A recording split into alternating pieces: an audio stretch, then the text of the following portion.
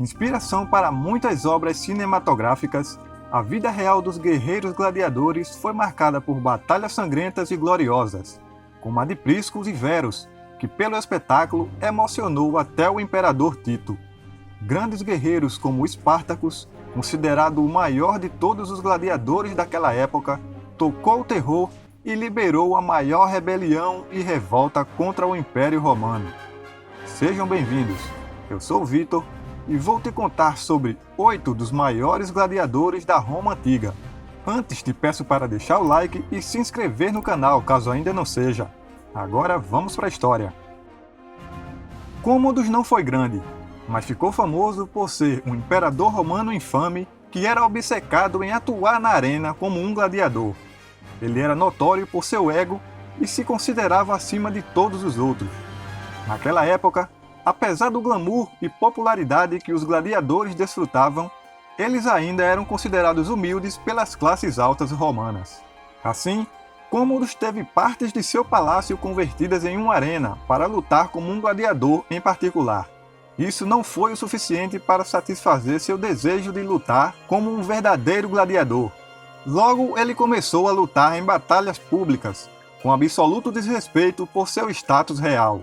Mas suas lutas nunca foram justas, pois seus oponentes eram armados com espadas de madeira. Supõe-se que Cômodos venceu cerca de 736 lutas de gladiadores, todas forjadas. Às vezes, o falso gladiador se rebaixava tanto a ponto de matar animais amarrados e machucados, apenas para mostrar suas inexistentes habilidades de luta. Ironicamente, Cômodos foi morto em sua banheira por Narcisos, um gladiador a quem contratou para treinar e atuar nas batalhas.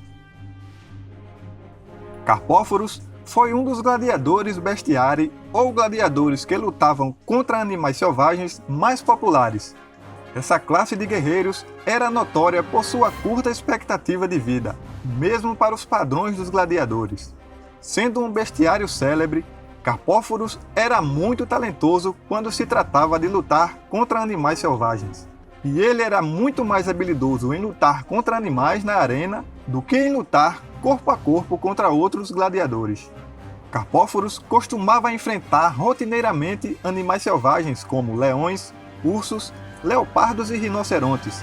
Ele até lutou na abertura do famoso anfiteatro Flaviano e derrotou ursos, leões e leopardos em uma única batalha. Em outra ocasião, ele matou um rinoceronte feroz com uma única lança, mas sua melhor performance e a preferida do público veio quando ele matou 20 feras diferentes em uma única batalha.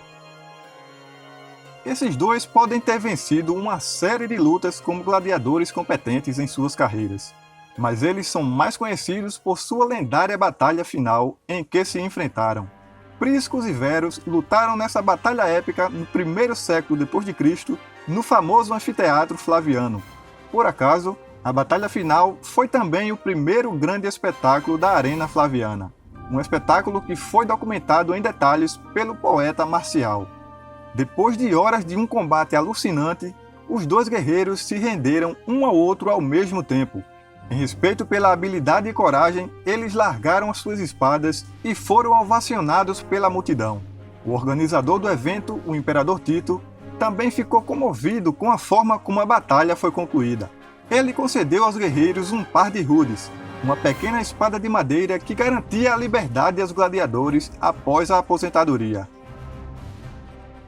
Crixus. Guarde esse nome, pois vai ser muito importante para entender a história do próximo guerreiro. Ele era um conhecido líder militar durante a Terceira Guerra Sérvio. Crixus foi um gladiador gaulês que vencia adversários muito maiores que ele, mas ele desprezava o líder de sua escola de gladiadores e seu dono. Então, quando aconteceu a revolta na escola de treinamentos de gladiadores, Crixus era um voluntário entre os 70 gladiadores que escaparam. Ele então desempenhou um grande papel na vitória contra os soldados enviados para acabar com a rebelião. Logo, outros gladiadores fugitivos juntaram-se às suas fileiras e formaram um grupo temível. Mas tudo o que Crixus queria era ser reintegrado à sociedade romana de classe alta. Isso levou a uma disputa entre ele e o líder da rebelião, e ele deixou o grupo com vários de seus apoiadores com a intenção de destruir o sul da Itália. Mas o destino tinha planos diferentes para Crixus, já que as legiões romanas o localizaram e derrotaram antes que ele pudesse praticar um ataque surpresa. Nascido na região da Trácia, Espartacus foi capturado pelos romanos e depois vendido como escravo. Seu dono possuía uma escola de gladiadores em Capua e logo viu a oportunidade de lucrar com as habilidades de Espartacus como gladiador. Espartacus ajudou a planejar uma rebelião que terminou com cerca de 70 guerreiros escapando da escola de gladiadores, todos eles bem armados com armas improvisadas. Crixus estava entre os fugitivos e logo se tornou o braço direito de Espartacus. Juntos, eles fugiram para as encostas do Monte Vesúvio e libertaram outros escravos no caminho, o que aumentou significativamente seus números. Logo, Espartacus havia acumulado uma força de combate formidável e hábil, que derrotou as legiões romanas enviadas para capturá-los em mais de 6 ocasiões. Mas em 71 a.C., Marco Licílio Crasso chegou com uma força bem treinada de 50.000 homens para causar estragos entre as forças rebeldes. No último combate, Espartacus foi incapaz de resistir ao ataque calculado do exército romano e foi morto no sul da Itália, terminando assim a história do indiscutível e mais famoso gladiador da história romana. Um dos mais famosos gladiadores que viveu no primeiro século depois de Cristo em Roma foi Spículos. Ele não só era popular com o público, mas também foi muito admirado pelo imperador romano Nero. Spículos passou a ganhar várias batalhas e saiu vitorioso contra muitos adversários habilidosos. Nero ficou particularmente impressionado com seu heroísmo e concedeu-lhe mais palácios e riquezas do que um escravo poderia ter pedido. Nero se tornou tão apaixonado por ele que, quando foi deposto em 68 d.C., ele queria uma morte rápida nas mãos de Spículos, mas seus assessores não puderam encontrar Spículos a tempo e Nero tirou a própria vida. Flama é um dos maiores nomes entre os gladiadores romanos antigos. Com o nome de batalha que significa chama, esse atleta hábil justifica seu nome com seu histórico como um gladiador medonho. Antes de iniciar sua carreira como gladiador, ele era um soldado sírio, que foi capturado e lançado na batalha contra um poderoso adversário para enfrentar uma morte rápida, mas ele saiu vitorioso.